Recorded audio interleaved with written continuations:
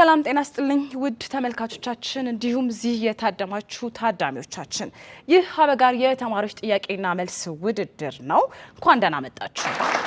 ሀበጋር ማለት ማህበራዊ መግባባትን ለማምጣት የሚጠቀሙበት ባህላዊ ስርዓት ሲሆን የፊደሎቹም አቀማመጥ ነገሮችን በተቃርኖ ጭምር ማየት እንድንችል የሚያሳይ የሚያስረዳን ነው። ሀበጋር የተማሪዎች ጥያቄና መልስ ውድድር በህገ መንግስት፣ በሰብአዊ መብት ድንጋጌዎች፣ በምርጫና ዲሞክራሲያዊ መርሆች፣ በታሪክና በስነ ጽሁፍ ዙሪያ ተማሪዎችን እንዲሁም አጠቃላይ ማህበረሰቡን የስነ ዜጋ ትምህርት እውቀት እንዲኖራቸው ወይም ግንዛቤን ለማሳደግ ታስቦ የተዘጋጀ የጥያቄና መልስ ውድድር ነው። እንግዲህ ይህንን ፕሮግራም አዘጋጅቶ ወደ እናንተ የሚያቀርበው ፕሮጀክት ሪሰርች ኤንድ ትሬኒንግ ሴንተር እንዲሁም ከአብርሆት ቤተ መጻሕፍት ጋር በጋራ በመሆን በመተባበር ነው። ዘወትር ቅዳሜ ከ11 ሰዓት እስከ 12 ሰዓት በኢትዮጵያ ብሮድካስቲንግ ኮርፖሬሽን የሚተላለፍ ይሆናል። ፕሮግራሙ በይፋ ተጀምሯል። ፕሮግራሙ እንግዲህ የመራህ አብሬያችሁ የምቆየው እኔ ትሩፋት በላይነህ ነኝ። አብራችሁ እንድትቆዩ ግብዣችን ነው። ተወዳዳሪዎቻችን ራሳቸውን እንዲያስተዋውቁ እንግዲህ ድሉን የምንሰጣቸው ነው የሚሆነው ማለት ነው። ከኔ በስተግራ በኩል ያሉት ቡድን አንድ ናችሁ። መጀመሪያ ራሳችሁ እንድታስተዋውቁ ድሉን እንሰጣቸዋለሁ። ስሜ መስከረም ድርባ እባላለሁ። ከሪፍት ቫሊ ዩኒቨርሲቲ ሁለተኛ ዓመት ተማሪ በቢዝነስ አካውንቲንግ ኤንድ ፋይናንስ። ስሜ ቃል አቤዛ የሶስተኛ ዓመት የህግ ተማሪ። ስሜ ሀራጉታ ይባላል። ሶስተኛ ዓመት የህግ ተማሪ አዲስ አበባ ዩኒቨርሲቲ። እሺ ቃል አብዳዊት ይባላለሁ የሶስተኛ ዓመት የአዲስ አበባ ዩኒቨርሲቲ ጆርናሊዝም ኤንድ ኮሚኒኬሽን ተማሪ። እስቲ ለተወዳዳሪዎቻችን ሞራል ስጡልንና በመጀመሪያ ወደ ጥያቄያችን በቀጥታ ከመግባታችን በፊት ደንቡን ለግራ ቀኛችሁ የምናነብላችሁ ነው የሚሆነው ማለት ነው። ደንቡን ተከትላችሁ ነው መልሱን የምትሰጡት። የመጀመሪያው ዙር እንግዲህ ደረቅ ጥያቄ ነው የሚሆነው። ለሁለታችሁም ለግራ ቀኛችሁ 6 ጥያቄ የሚቀርብላችሁ ይሆናል። በ30 ሰከንድ ውስጥ ጥያቄውን መመለስ ግዴታ ይኖርባችኋል። ይሄም ደግሞ እያንዳንዱ ለመለሳችሁ ጥያቄ ደግሞ 10 ነጥብ የሚያስገኝ ይሆናል ማለት ነው። በተጨማሪም ደግሞ የገንዘብ ሽልማቱ 400 ብር ይሆናል።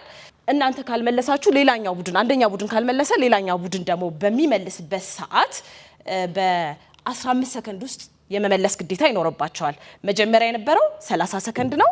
አሁን ግን የማሰላሰያ ጊዜ ስለሚኖራችሁ በ15 ሰከንድ ውስጥ መልሱን በተቻለ አቅም የምትመልሱ ነው የሚሆነው። እንዲሁም ደግሞ ነጥቡም 5 ነጥብ ነው የሚይዘው። የመጀመሪያ 10 ነበረ። ሁለተኛ እድል ሲሰጣችሁ 5 ነጥብ የሚይዝ ነው የሚሆነው። የገንዘብ መጠኑን ስንመለከት 200 ብር የሚያሸልም ነው የሚሆነው። ድጋሚ ለተጠየቃችሁት አስቀድሞ ከመለሳችሁ በመጀመሪያው ዙር ከሆነ 400 ብር ነው። ይሄ ግን በዛ ግማሹን የምታገኙ ነው የሚሆነው ማለት ነው። ላልመለሰ ቡድን ግን የሚቀነስ ነጥብ አይኖርም። ማንኛውም ጥያቄ ክፍል ተነቦ ሳያልቅ ወይም ደግሞ እኔ አንብቤ ሳልጨርስ ወደ ጥያቄው ቀጥታ መሄድ አይኖርባችሁም። ይሄ እንግዲህ ከውድድር ውጭ ስለሚያደርግ ነው ደንቡን የምናነብላችሁ። ስለዚህ ያው ስትጠየቁ በየተራ እየተቀባበላችሁ እየተጋገዛችሁ እየተነጋገራችሁ የምትመልሱ ነው የሚሆነው ማለት ነው። ቀጥታ እንግዲህ ወደ ጥያቄያችን የምንተላለፍ ነው የሚሆነው። ቡድን አንድ ነው ጥያቄው የሚቀርብላችሁ ለእናንተ ነው። ቡድን አንድ ተዘጋጁ። በኢትዮጵያ ዓለም አቀፍ ስምምነቶች ለማጽደቅ ስልጣን ያለው የትኛው የመንግስት አካል ነው? ደረቅ ጥያቄ ነው። መልሱን ነው የምትመልሱልን ማለት ነው። ሰዓታችሁ መቁጠር ጀምሯል።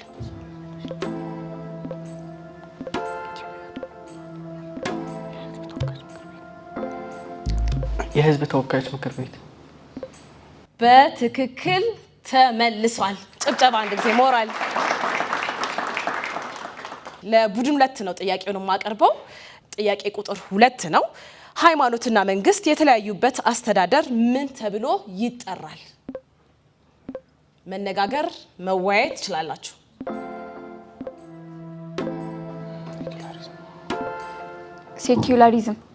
ሴኩላሪዝም ወይም ደግሞ ዓለማዊ መንግስት በሚለው ማለት ነው በአማርኛ። ስለዚህ በትክክል ተመልሷል። ሞራል ይገባቸዋል። ወደ ሶስተኛው ጥያቄ ነው የምመጣው። ሶስተኛው ጥያቄ እንግዲህ የማቀርበው ለቡድን አንድ ነው።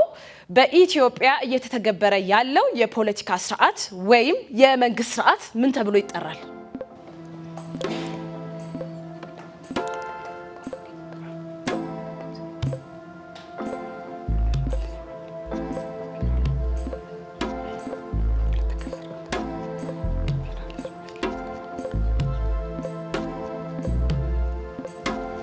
ፌዴራሊዝም። መልሱን በትክክል መልሰዋል። ሞራል ይገባቸዋል። ወደ ቡድን 2 ነው የምንሄደው። የፌዴራሊዝም ስርዓት ልዩ መገለጫው ምንድነው? የስልጣን ክፍፍል። ግልጽ አድርጉት። ዲቪዥን ኦፍ ፓወር በፌዴራል መንግስትና በክልል መንግስታት መካከል። ሰዓት አላችሁ፣ ሞክሩ። ፌዴራሉና የክልል መንግስታት እኩል ናቸው። አንደኛው የሌላኛው ሱፐሪየር አይደለም።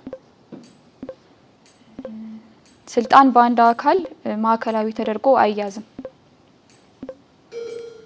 መልሱ ያው ቀጥታ ባይመለስም ነገር ግን ስንገልጸው ምንድነው የጋራና የራስን በራስ የማስተዳደር ወይም ሰልፍ ሩል ኤንድ ሼልድ ሩል የምንለው ማለት ነው። ስለዚህ ያው በሌላ ቋንቋ ገልጸውታል፣ በትክክል መልሰውታል ማለት ነው። ለቡድን 1 ነው። 5ኛ ጥያቄ ነው የሚሆነው። በሀገራችን የህግ ስርዓት የህጎች ሁሉ የበላይ የሆነው ህግ ምን ተብሎ ይጠራል? ህገ መንግስት። ህገ መንግስት በትክክል ተመልሷል። ወደ ምድብ 2 እንሄዳለን። ጥያቄ ቁጥር 6 ነው የምንሄደው። የፌዴራል መንግስት ህግ የሚያወጣበት ሰነድ ወይም የሚታወጅበት ሰነድ ስያሜው ምን ይባላል? ነጋሪት ጋዜጣ። በትክክል ተመልሷል። አሁን ቀጥታ ወደ ቡድን 1 ነው የምንመጣው ማለት ነው። ጥያቄያችንን የምናመጣው ለሴቶች የሚደረግ አወንታዊ እርምጃ አፈርማቲቭ አክሽን በህገ መንግስታችን ላይ በግልጽ የተቀመጠው ማለት ነው አላማው ምንድነው? የእኩል ተሳትፎ ሴቶችን ከወንዶች ጋር እኩል ተሳትፎ እንዲኖራቸው ማድረግ። እሺ ሞክሩ፣ ሰዓት ስላላችሁ ሞክሩ። ኢኳል ፓርቲሲፔሽን ወይም ደግሞ ድሮ ዲስክሪሚኔት የተደረጉበትን ያንን ለመመለስ ወይም ደግሞ አሁን እኩልነትን ለማስፈን ማለት ነው። ማለት በፊት ሲጨቆኑ የነበሩ ሴቶች የበታችነት ሲሰማቸው ከነበረው አንጻር አሁን ደግሞ ራሳቸውን አውጥተው ሁሉንም ነገር በአቅማቸው መስራት እንደሚችሉ እድል የሚሰጥ ማለት ነው። በትክክል ተመልሷል። በግልጽ እንደተቀመጠው በህገ መንግስታችን ላይ በሴቶች ላይ የደረሰን የቀድሞ ኢፍትሐዊነት የሚክስ እርምጃ ነው ተብሎ ነው የተቀመጠው። መልሱ በትክክል ተመልሷል። ጥያቄ ቁጥር 8 ነው። በኢትዮጵያ ዓለም አቀፍ ስምምነቶችን ለመፈራረም ስልጣን ያለው የትኛው የመንግስት አካል ነው? የዓለም አቀፍ ስምምነቶችን የሚኒስቴሮች ምክር ቤት ወይም ህግ አስፈጻሚ ማለት ነው። ህግ አስፈጻሚ በትክክል ተመልሷል። ወደ ቡድን 1 ነው የምመጣው። በኢፌድሪ ህገ መንግስት በይርጋ የማይታገድ ወይም በማንኛውም የመንግስት አካል ውሳኔ በይቅርታ ወይም በምህረት ከማይታለፍ ወንጀል ውስጥ ሁለቱን ጥቀሱ። አርቲክል 28 ላይ ያለው ክራይም አጌንስት ሁማኒቲ ወይም ሰብአዊ መብት ላይ ያለ ወንጀል እና እሺ ጄኖሳይድ የዘር ማጥፋት። ጥያቄው በትክክል ተመልሷል። ምንድነው ያሉት? ዘር ማጥፋት እንዲሁም ደግሞ በሰብአዊነት ላይ የሚፈጸሙ ኢሰብአዊ የሆኑ ድርጊቶች ተብለው ተገልጸዋል። ነገር ግን ለመጥቀስ ያህል 1-4ቱን መዘርዘር እንችላለን። በሰው ልጆች ወይም በሰብአዊ መብት ላይ የሚፈጸም ወንጀል፣ በአስገዳጅነት ሰውን መሰወር፣ ኢሰብአዊ ድብደባ ድርጊት፣ የሰው ዘር ማጥፋት እንደመለሳችሁት፣ ያለ ፍርድ የሞት ቅጣት እርምጃ መውሰድ ብለን እንግዲህ የተጠቀሱ ነገሮች አሉ። እናመሰግናለን። አንዴ ሞራል ይገባቸዋል። ቡድን 2 ነው። ሬዲ ናችሁ? ዝግጁ? የፌዴሬሽን ምክር ቤት አባላት የሚመረጡት በማን ነው? በክልሉ ህዝብ በቀጥታና በክልል መንግስት ምክር ቤት። በትክክል ተመልሷል። ሞራል ይገባቸዋል። ቀጥታ ወደ ቡድን 1 ነው የምመጣው። በኢፌድሪ ህገ መንግስት የህጋዊ ስልጣን ወይም ሌጂቲሜት ፓወር ምንጩ ማን ነው? ህዝብ ወይም ደግሞ ፒፕል። በትክክል ተመልሷል። መልሱ ህዝብ ብላችኋል። ቡድን 2 ነው የምመጣው። ኢትዮጵያ የምትከተለው ዲሞክራሲ ምን ተብሎ ይጠራል? ኢትዮጵያ የምትከተለው ዲሞክራሲ። የውክልና ዲሞክራሲ። የውክልና ዲሞክራሲ በትክክል ተመልሷል።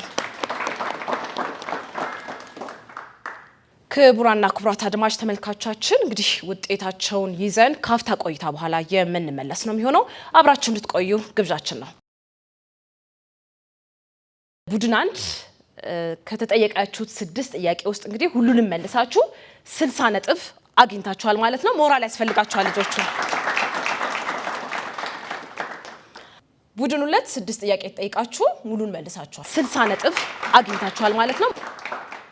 ክቡራና ክቡራት እንግዲህ ወደ ሁለተኛው ዙር የጥያቄና መልስ ውድድራችን የምንሸጋገር ነው የሚሆነው ማለት ነው። ደንቡን አነብላችኋለሁ። ሁለተኛ ዙር ወይም ቀድሞ የመመለስ ውድድር ነው። ይሄ ውድድር ቀድማችሁ በመለሰ ነው የሚሆነው ማለት ነው። 6 ጥያቄዎች ይኖራሉ። በጋራ የሚጠየቁ ነው። ለሁለታችሁ ሞራይዝ የሚሆነው ቀድሞ መብራት በማብራት ነው መልሱ የሚሰጠው። ይሄንን መልስ እንግዲህ በ60 ሰከንድ ውስጥ የመመለስ ግዴታ አለባችሁ። ያው ሰዓቱ ስለሚቆጥር ተሰሙታላችሁ። እዛ አንዴ ነው ድል የሚሰጣችሁ። እያንዳንዱ ትክክለኛ መልስ ከተመለሰ 15 ነጥብ እንዲሁም ደግሞ የአንዳንድ ሺህ ብር ሽልማት ይኖረዋል። ከፍተኛ ብር ነው ይሄ እንግዲህ የሚያሸልመው። ነጥቡም ከፍተኛ ነው፣ ሽልማቱም ከፍተኛ ነው። ስለዚህ ያው ጥንቃቄ ይፈልጋል ማለት ነው። ቅድሚያ ወስዶ በትክክል አለመመለስ ደግሞ ከቡድኑ ላይ 5 ነጥብ የሚያስቀንስ ነው የሚሆነው ማለት ነው። ግልጽ ነው አይደለ? ስለዚህ ቅድሚያ ያልወሰደው ቡድን ደግሞ እድሉን አግኝቶ ለጥያቄው ትክክለኛ መልስ ደግሞ ከሰጠ የ1000 ብር ሽልማት እንዲሁም ደግሞ 15 ነጥቡን የሚያገኝ ነው የሚሆነው። ማንኛውም ጥያቄ ተነቦ ሳያልቅዲ እንደ ቅድሙ ማለት ነው መመለስ የማይቻል ነው የሚሆነው ማለት ነው። ግራቀኛችሁ እኔ አንብቤ ሲጨርስ ነው መልሳችሁን የምትሰጡት። ይሄን ይመስላል። ቀጥታ ወደ ጥያቄያችን እንግዲህ ምንገባ ነው የሚሆነው ማለት ነው። ጥያቄ ቁጥር 1 ነው። በህገ መንግስቱ አንቀጽ 4 መሰረት የኢትዮጵያ ብሔራዊ መዝሙር እንዲንጸባረቅ ከሚፈለጉት ነጥቦች ውስጥ ሁለቱን ጥቀስ። ቡድን 1 አብርቷል መልሱን።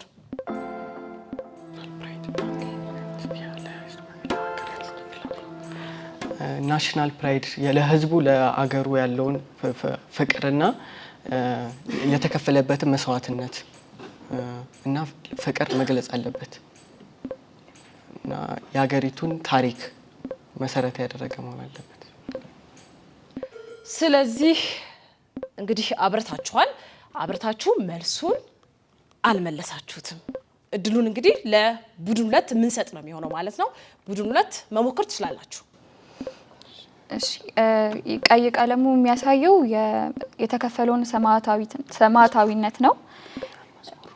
የብሔራዊ መዝሙሩ ፍቅርን፣ አንድነትን የሚያንጸባርቅ ነው። ከዛ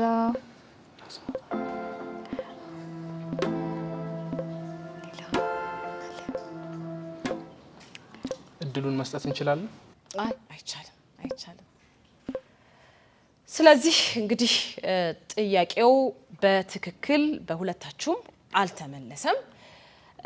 እኛ ምን ገልጽላችሁ ነው የሚሆነው ማለት ነው። መልሱ ምንድነው? የህገ መንግስቱን ዓላማዎች ያንጸባርቃል ወይም ይገልጻል። የኢትዮጵያ ህዝቦች ዲሞክራሲያዊ ስርዓት ውስጥ አብረው ለመኖር ያላቸውን እምነትና የወደፊት የጋራ ራዕይን የሚያሳይ ነው የሚሆነው ማለት ነው። በዚህ መልክ ነው የሚመለሰው። ወደ ጥያቄ 2 ነው የምንገባው። ጥያቄ 2 ለሁለታችሁም ነው። ሬዲ ናችሁ? ዝግጁ? በክልል መንግስት ደረጃ ህግ የማውጣት ስልጣን ያለው ማን ነው? እንግዲህ ተወዳዳሪዎቻችን ጥያቄውን አንብቤ ሳልጨርስ ነው መብራቱን የተጫናችሁት። ይሄ ደግሞ እንግዲህ ከውድድር ውጪ እንደሚያደርግ ማለት ይህን ጥያቄ ተዘለው ወደ ሌላ ጥያቄ ቡድን እንግዲህ ጥያቄው የሚተላለፍ ነው የሚሆነው ማለት ነው። ስለዚህ ቡድን 2 መመለስ ትችላላችሁ። የክልል ምክር ቤት። የክልል ምክር ቤት በትክክል ተመልሷል። ጥያቄ ቁጥር 3 ነው የምንጠይቀው። ለሁለታችሁም ዝግጁ ሁኑ። ዳሽ በወንጀል ከተከሰሰ ሰው ላይ ገደብ ሊጣልበት የሚችለው መብት ነው። ቡድን 1 መብራቱን አብርቷል። መመለስ ትችላላችሁ። የመንቀሳቀስ ወይም ዘ ራይት ቱ ሊብሪቲ ላይ የመንቀሳቀስ መብት ማለት ነው። ተመልሷል። ጥያቄ ቁጥር 4 ነው የምንሄደው። ሁለታችሁም ዝግጁ ሁኑ።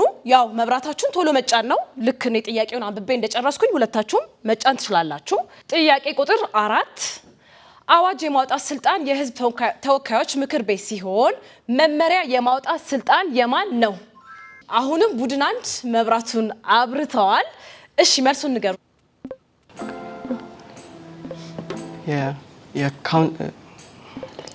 በአማርኛ ይነገረን። ካውንስል ምክር ቤት ወይም ደግሞ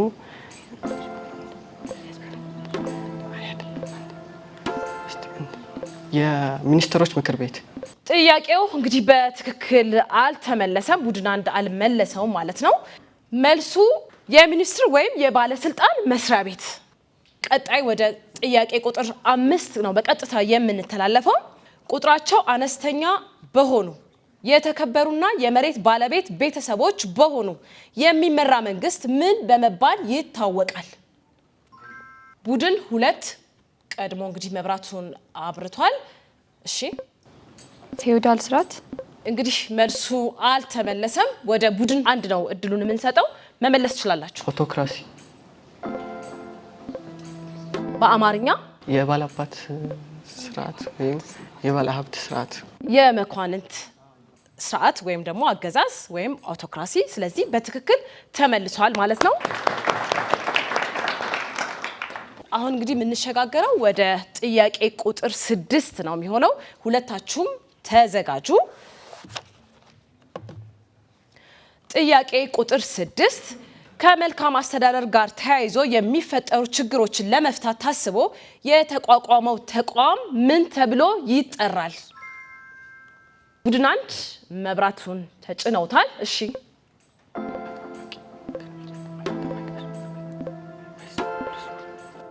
60 ሰከንድ የማሰቢያ ጊዜ ስላላቸው ኦምቡድስማን ወይም ደግሞ የእንባ ጠባቂ ተቋም። የእንባ ጠባቂ ተቋም በትክክል ተመልሷል። እንግዲህ የሁለተኛውን ዙር መብራት በማምራት የሚመለሰውን ውድድር እንግዲህ በዚሁ አጠናቀናል ማለት ነው። ውጤቱን ይዘን ደግሞ ካፍታ ቆይታ በኋላ የምንመለስ ነው የሚሆነው። ክቡራና ክቡራት አብራችሁ እንድትቆዩ ግብዣችን ነው። ያው ቡድን 1 እና ቡድን 2 ውጤት ደርሶናል ማለት ነው። እሺ ቡድን 1 እስካሁን ድረስ 85 ነጥብ እንግዲህ አስመዝግባቸዋል። ጭብጨባ ይገባቸዋል ባካችሁ። ወደ ቡድን 2 ነው የምንሄደው። ነሃራ ውጤታችሁ 70 ነጥብ ነው። ሞራል ወደ ቀጣይ ዙር መሸጋገር እንችላለን። መጀመሪያ እንግዲህ ደንቡን ነው ማነብላችሁ ማለት ነው። ደንብ አለው። ምድብ 3 ልዩ ጥያቄዎች ናቸው ወደ እናንተ የሚቀርቡት። ከዚህ ዙር ውስጥ 6 የጥያቄ ደንቦች አሉ። ምድብ 1 ስነ ዜጋ፣ ምድብ 2 ሰብአዊ መብት፣ ምድብ 3 ምርጫና መራጮች፣ ምድብ 4 ስነ ጽሁፍ፣ ምድብ 5 ታሪክ፣ ምድብ 6 ሎላዊ ወይም ግሎባል የምንላቸው ጥያቄዎች አሉ ማለት ነው። እያንዳንዱ ምድብ እንግዲህ 5 ጥያቄዎች ናቸው የሚኖሩት። ተወዳዳሪዎች በድምሩ 5 ጥያቄዎች በምርጫቸው ይጠየቃሉ። በምርጫቸው 5 ጥያቄዎች በፈለጋችሁ ትጠየቃላችሁ ማለት ነው። እያንዳንዱ ቡድን እንግዲህ ጥያቄ እንዲቀርብለት የሚፈልገውን የጥያቄ ምድብ መምረጥ ይችላል። አንድ ቡድን ከሚመርጠው ምድብ ውስጥ እንግዲህ አንድ ጥያቄ ብቻ ነው፣ ከምድብ ውስጥ አንዳንድ ጥያቄ ብቻ ነው መመለስ ወይም መምረጥ የምትችሉት። እንግዲህ በ60 ሰከንድ ውስጥም መመለስ ይጠበቅባቸዋል። ለእያንዳንዱ ጥያቄ 10 ነጥብ የሚያስገኝ ነው የሚሆነው። የገንዘብ ሽልማቱም ደግሞ 400 ብር ነው የሚሆነው ማለት ነው። ነገር ግን ትክክለኛ መልስ አለመስጠት ነጥብ አያስቀንስም። ማንኛውም የጥያቄ ተነቦ ሳያልቅ እንደ ቅድሙ መልስ መስጠት አይቻልም። ሌላው ምንድነው የከበዳችሁ ጥያቄ ካለ ለኦዲየንሱ ወይም ለአድማጭ ተመልካቾቻችን ለታዳሚዎቻችን ጥያቄውን እንዲያልፍላችሁ ማድረግ ትችላላችሁ። አንድ እድል ነው ያላችሁ። ከተመለሰ ነጥባችሁ የእናንተ ይሆናል፣ የታዳሚው አይደለም ነጥቡ እንግዲህ። ስለዚህ በዚህ መልክ እንግዲህ የምንቀጥል ነው የሚሆነው። ከፍተኛ ውጤት ያመጣው ቡድን ነው የመጀመሪያ ቅድሚያ የመጠየቅ እድሉን የሚያገኘው ማለት ነው። ከፍተኛ ውጤት ያመጣው ቡድን 1 ነው። 85 ነው ያመጣችሁት ቡድን 1። ስለዚህ እድሉን የቅድሚያ የመምረጡን እድል የምንሰጣቸው ለነሱ ነው። ታሪክ ቁጥር 2 ታሪክ ጥያቄ ቁጥር 2ን እንግዲህ መርጠዋል በምርጫቸው።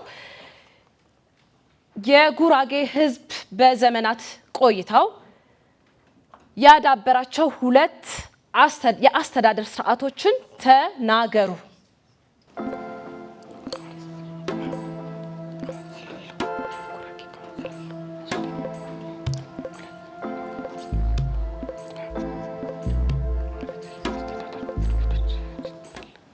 እሺ ሰዓታችሁም እየቆጠረ ነው።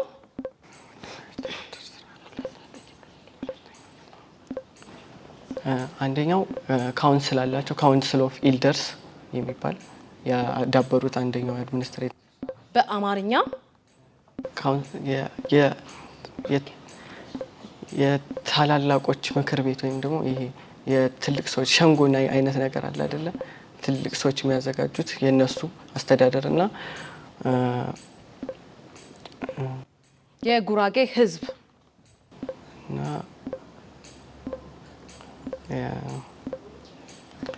እና የሰራ ባህል አብሮነት የሚሰሩበት ቡድን አንድ እንግዲህ ጥያቄውን በትክክል አልመለሳችሁትም። ትክክለኛውን መልስ ለመናገር ያህል የጆካ ቂጫ እንዲሁም ጋርዳና ሴራ የሚባል እንግዲህ የጉራጌ ህዝብ በዘመናት ቆይታ ያዳበራቸው የአስተዳደር ስርዓቶች ናቸው ማለት ነው ሁለቱ። እንግዲህ ቡድን አንድ ሌላ ምርጫ ትመርጣላችሁ። ምን ይሁንላችሁ? ስነ ዜጋ ቁጥር ስንት ነው? ጥያቄ ቁጥር 5። የፌዴራል መንግስት ዋነኛ ተግባር የሆነው ከሚከተሉት የትኛው ነው?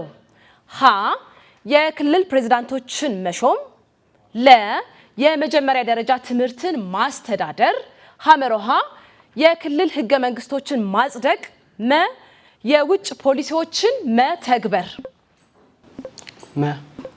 መልሱ በትክክል ተመልሷል። እንግዲህ ሁለተኛውን ጥያቄ ምድብ 1 በትክክል መልሰውት ወደ ሶስተኛው ጥያቄ ልናልፍ ነው። ሰብአዊ መብት ጥያቄ 1 ሰብአዊ መብት ጥያቄ ቁጥር 1 የእምነት ነፃነት ማለት ምን ማለት ነው? ሀ ማንኛውም ሰው በፈለገው አኳኋን ሃይማኖታዊ ተግባራትን ማከናወን ይችላል። ለ የትኛውም አይነት ሃይማኖት መተግበር ወይም ሃይማኖት አለመያዝ ይቻላል። ሐመሮሃ ማንኛውም ሰው የፈለገውን አንድ ሃይማኖት መምረጥ አለበት። መ ሀና ለ መልስ ናቸው። ለ ነው ያሉት። እንግዲህ ጥያቄው በትክክል አልተመለሰም። መልሱ ሀና ለ ነው የሚሆነው ማለት ነው። እሺ ሀና ለን እንግዲህ መልሱን አነባዋለሁኝ። ሀ ማንኛውም ሰው በፈለገው አኳኋን ሃይማኖታዊ ተግባር ማከናወን ይችላል። ለ የትኛውንም አይነት ሃይማኖት መተግበር ወይም ሃይማኖት አለመያዝ ይችላል የሚሉት ሁለቱ መልስ ናቸው የሚሆኑት። ምን ምድብ ይሁንላችሁ? ምርጫና መራጮች። እሺ ጥያቄ ስንት ይሁንላችሁ? 3። ጥያቄ ቁጥር 3 ምርጫና መራጮች። በሀገራዊ እና ክልላዊ ምርጫ ላይ ለመሳተፍ የሚያስችለው የእድሜ ክልል ስንት ነው?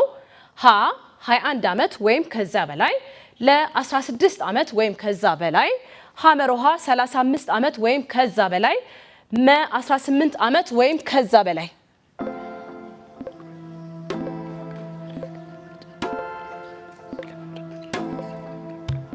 እሺ ሰዓታችሁ እየቆጠረ ነው። ሀ 21 ዓመት። ሀ 21 ዓመት በሚል መልስ ሰጥተዋል። ትክክለኛው መልስ አልተመለሰም። ትክክለኛው መልስ መ 18 ዓመት ወይም ከዛ በላይ የሆኑ ሰዎች መምረጥ ይችላሉ ነው። አሁን ወደ አምስተኛውን እድል እንግዲህ የምሰጣችሁ ነው የሚሆነው። ቡድን አንዶች ዝግጁ ናችሁ? ስነ ጽሁፍና ሉላዊን አልመረጣችሁም። የመጨረሻ ጥያቄያችሁ ነው የሚሆነው። ስነ ጽሁፍ። ያቃታችሁን የከበዳችሁትን አንድ ጥያቄ ለተመልካቾች ማስተላለፍ እንደምትችሉ ነግሬያችኋለሁ። ስለዚህ ከከበዳችሁ አሁንም ማስተላለፍ የምትችሉ ነው የሚሆነው ማለት ነው ለተመልካቾቻችን። ጥያቄ ቁጥር ስንት ነው? 3።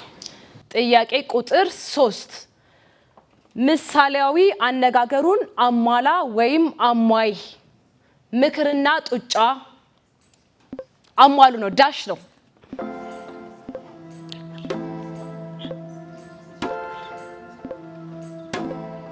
እሺ ሰዓታችሁ እየቆጠረ ነው። ለሰጪው ቀላል ነው። ለሰጪው ቀላል ነው። ትክክል ነው አይደለ? በትክክል ተመልሷል። በምድቡ የተቀመጡትን 5 ጥያቄዎች እንግዲህ መልሰዋል ቡድን አንዶች ጨርሰዋል ማለት ነው ጥያቄዎቻችሁን። አሁን ቀጥታ የምናልፈው ወደ ቡድን 2 ነው። ከ6ቱ የትኛው ይሁንላችሁ? ጥያቄ ቁጥር ስንት ይሆንላችሁ? ስነ ዜጋ ቁጥር 2። እሺ ስነ ዜጋ ቁጥር 2 የአፋር ክልላዊ መንግስት ከአንዱ ውጭ የሚከተሉትን የማከናወን ሙሉ ስልጣን አለው።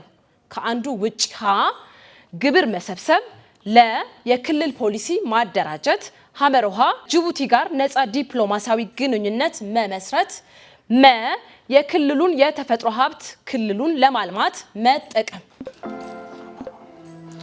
ሐመሮሃ ከጅቡቲ ጋር ነፃ ዲፕሎማቲ ግንኙነት መመስረት።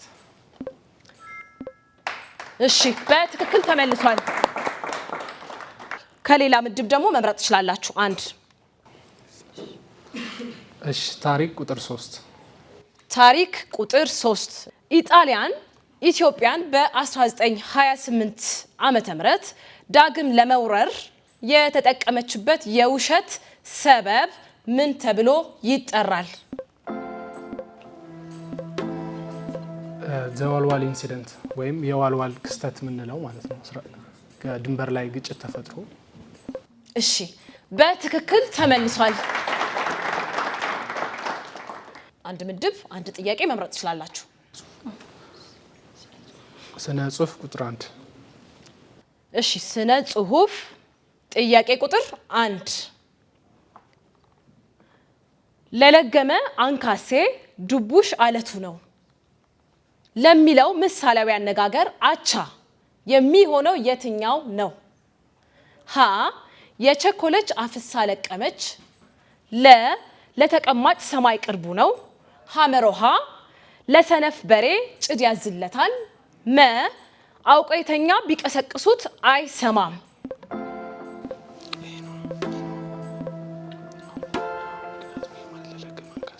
የከበዳችሁን ወደ ታዳሚያን ጥያቄው ማስተላለፍ ትችላላችሁ። ከከበዳችሁ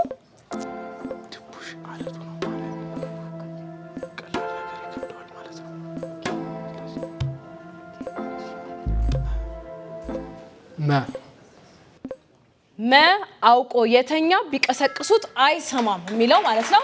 በትክክል ተመልሷል። የትኛው ምድብ ይሁንላችሁ? ሉላዊ አለ፣ ምርጫና መራጮች አለ፣ ሰብአዊ መብቶች አሉ፣ ስነ ጽሁፍ አለ። ከዚህ ውስጥ ሰብአዊ መብት ቁጥር 2።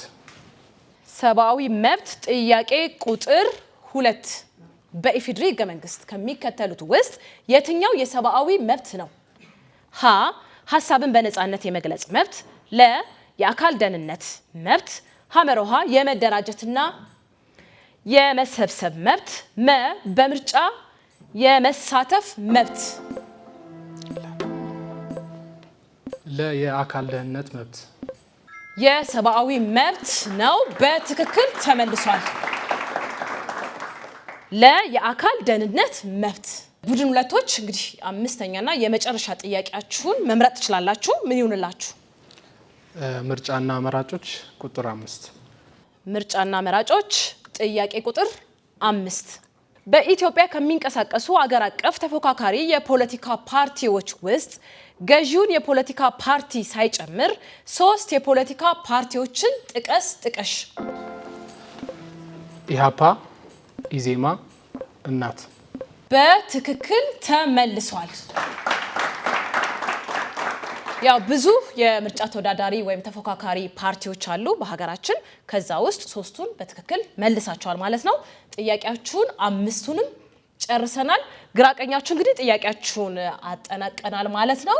ውጤት አውቀን ወደ ቀጣይ ዙር ምርጫ የምንመለስ ነው የሚሆነው። ክቡራና ክቡራት አድማጭ ተመልካቾቻችን እንግዲህ አብራችሁ እንደምትቆዩ ግንዛቤም እየጨበጣችሁበት እንደሆነ ፕሮግራማችን ባለሙሉ ተስፋ ነን። አብረን እንቆይ። እናመሰግናለን። ክቡራና ክቡራት እንግዲህ አሁን ውጤት የምናሳውቅበት ደረጃ ላይ ደርሰናል ማለት ነው። ቡድን 1 105 አምጥተዋል፣ ሞራል ይገባቸዋል።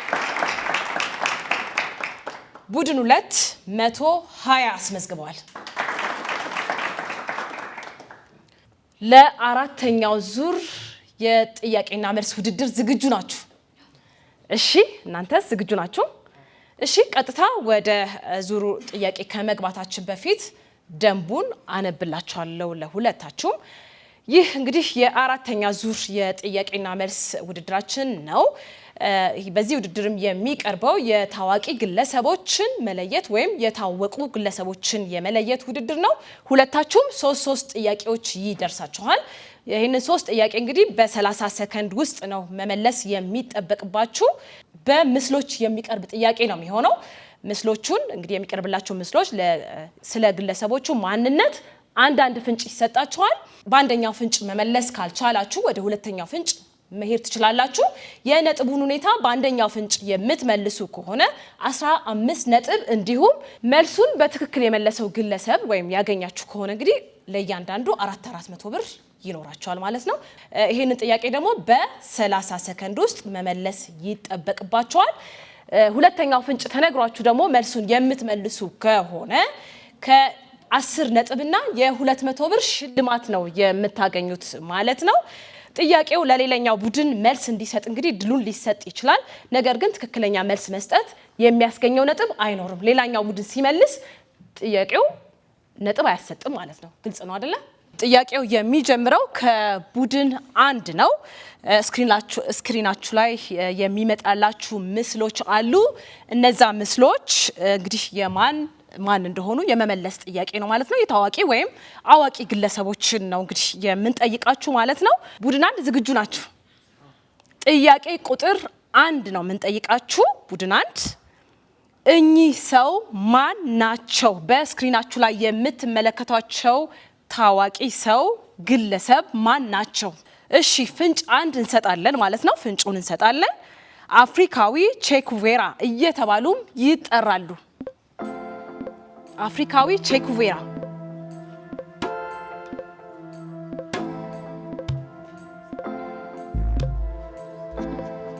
እሺ ሞክሩ፣ ሰዓትም ስላላችሁ።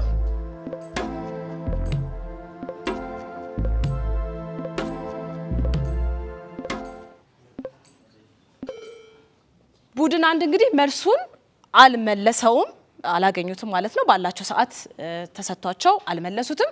እንግዲህ ቡድን 2ቶች መልሱን እድሉን ሰጣችኋለሁ፣ መመለስ ትችላላችሁ። ስክሪናችሁ ላይ የምታዩት ሰው ማን ናቸው? ፍንጭ ተናግሬያለሁ። ማን አላችሁ? ቶማስ ሳንካራ። ቶማስ ሳንካራ በትክክል ተመልሷል። አሁንም የሚሄደው እንግዲህ ወደ ቡድን 1 ነው የሚሆነው። ቡድን 1 ዝግጁ ናችሁ? እሺ ጥያቄ ቁጥር 2 ነው የሚሆነው ማለት ነው። እኚህ ሰው ማን ናቸው? በስክሪናችሁ ላይ የምትመለከቷቸው ሰው ማን ናቸው? ፍንጭ እነግራለሁኝ። በኢትዮጵያ የመጀመሪያው የሴት አውሮፕላን አብራሪ ናቸው። ማን ይባላሉ? አምሳለ ጓሉ። አምሳለ ጓሉ ትክክል ናቸው አይደለም? ባካችሁ ወደ ጥያቄ ቁጥር 3 ዝግጁ? እሺ እኚህ በስክሪናችሁ ላይ የምትመለከቷቸው ሰው ማን ናቸው? ፍንጭ እሰጣለሁ። ፍንጭ 1 በኢትዮጵያ የመጀመሪያው የሕክምና ዶክተር ናቸው።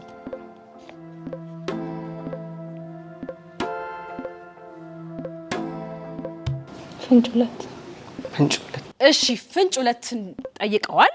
ፍንጭ 2 የቅጽል ስማቸው ዶክተር ቻርልስ ማርቲን በመባል ይታወቃሉ።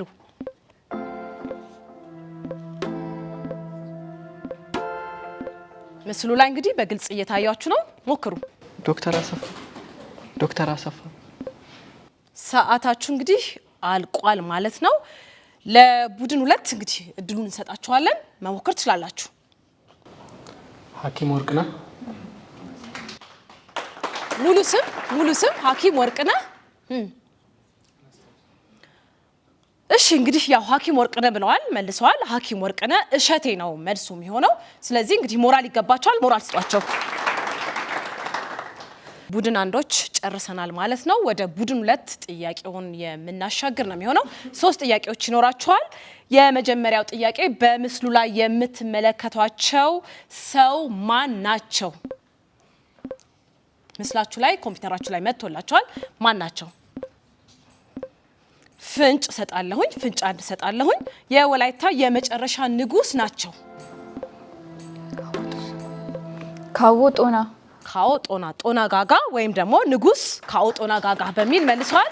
እባካችሁን ጭብጨባ። ጥያቄ ቁጥር 2 በስክሪናችሁ ላይ የምታዩቸው ሰው ማን ናቸው? ፍንጭ እሰጣለሁኝ።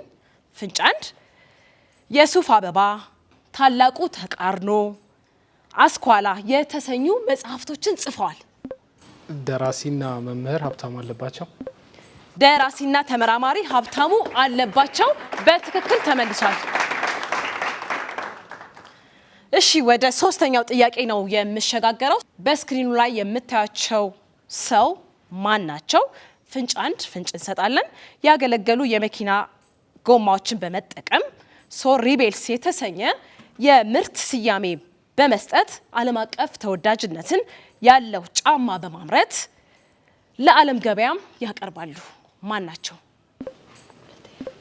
እስኪ ሁለተኛ ፍንጭ። እሺ ያው ነጥብ ያስቀንሳል። ሁለተኛ ፍንጭ ስትሄዱ ታውቁታላችሁ ይሄን አይደለ?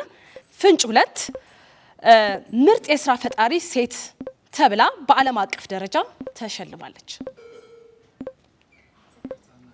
ሰዓታቸው አልቋል። እንግዲህ ሰዓታቸውን ጨርሰዋል። ነገር ግን ያው ቡድን 1 ጥያቄውን መመለስ ትችላላችሁ። ድሉን እንሰጣችኋለን። ቤተልሔም ጥላሁን ቤተልሔም ጥላሁን ቤተልሔም ጥላሁን በትክክል ተመልሷል። እባካችሁ ሞራል ስጧቸው። እሺ እንግዲህ ክቡራና ክቡራት ጥያቄያችንን በዚሁ አጠናቀናል። የመጨረሻ ፋይናል ውጤት የመጨረሻ ውጤት ነው የምንሰማው ማለት ነው። ውጤቱን እስከምንሰማ ድረስ ካፍታ ቆይታ በኋላ እንግዲህ የምንመለስ ነው የሚሆነው። እስከዛው አብረን እንቆይ። እንግዲህ የአራተኛውን ዙር ውጤት የምናሳውቅ ነው የሚሆነው። በአራተኛው ዙር ውጤት ቡድን 1 15 ነጥብ አስመዝግበዋል። ቡድን 2ቶች ደግሞ 30 ነጥብ አስመዝግበዋል። እንግዲህ የዳኞቹ ውጤት እስከሚደርስ ድረስ ለታዳሚዎቻችን እንግዲህ 2 ጥያቄዎችን የምናቀርብ ነው የሚሆነው። እነዚህ ጥያቄዎች እንግዲህ የካርድ የሆናችሁ ዘንድ 200 ብርም ሽልማት አላቸውና እንድትሳተፉ እንግዲህ በአክብሮት እንጋብዛችኋለን። ጥያቄ ቁጥር 1 ታዋቂው የስነ ጽሁፍ ሰው ከበደ ሚካኤል ለኢትዮጵያውያን ጸሐፊያን የትርጉም ስራን ያስተዋውቁበትና በኋላም በመድረክ ላይ የቀረበው የትርጉም ቲያትር ዳሽ ነው ይላል። እሺ አባይነሽ እባላለሁኝ። ሮሚዮና ጁሊየት ሮሚዮና ጁሊየት ብላለች አባይነሽ። በትክክል መልሱ ተመልሷል። እሺ እናመሰግናለን። ወደ ጥያቄ ቁጥር 2 ነው የምንመጣው። 2 ጥያቄዎች ናቸው ያሉት ብያችኋለሁ። ጥያቄውን አነብላችኋለሁ፣ አዳምጡ። ከ16ኛው ክፍለ ዘመን መጀመሪያ እስከ 17ኛው ክፍለ ዘመን መጀመሪያ በነበረው የኦሮሞ ሕዝብ እንቅስቃሴ በገዳ ስርዓት ውስጥ አንድን በቁጥር አነስተኛ ማህበረሰብ ወይም ጎሳ ወደ ኦሮሞ ማንነት የማስገባት ሂደትን የሚመራው ተቋም ማን ተብሎ ይጠራል ወይም ማን ይባላል? እሺ ሰለሞን ንጉሴ ይባላለሁ። የአዲስ አበባ ዩኒቨርሲቲ 4ኛ ዓመት የኢኮኖሚክስ ተማሪ ነኝ። መልሱ ሞጋሳ ይባላል። ሞጋሳ ብሏል። በትክክል መልሶታል። ፋይናል ወይም ደግሞ አጠቃላይ ድምር ውጤትም እንግዲህ ደርሶናል የሁለታችሁ ማለት ነው። ቡድን 1 ያመጡት ውጤት 120 ነው። ያገኙትም ገንዘብ መጠን 6200 ነው። ባካችሁ ሞራል ስጣቸው። ቡድን 2 ያመጡት ውጤት 150 እና 6000 ብር የብር ሽልማት አግኝተዋል ማለት ነው። አንድ ጊዜ ሞራል። ቀጥታ ወደ ሽልማቱ ነው የምንሄደው። ቡድን 1 ቃለ አብ ቤዛና መስከረም ዲሪባ እባካችሁ ሽልማታችሁን ተቀበሉልን።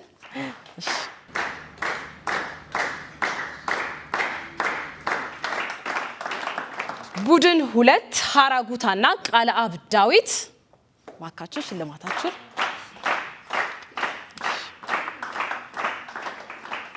የሀበጋር ኩዊዝ የተማሪዎች ጥያቄና መልስ ውድድር የዛሬው ፕሮግራማችን እንግዲህ በዚሁ ተጠናቋል።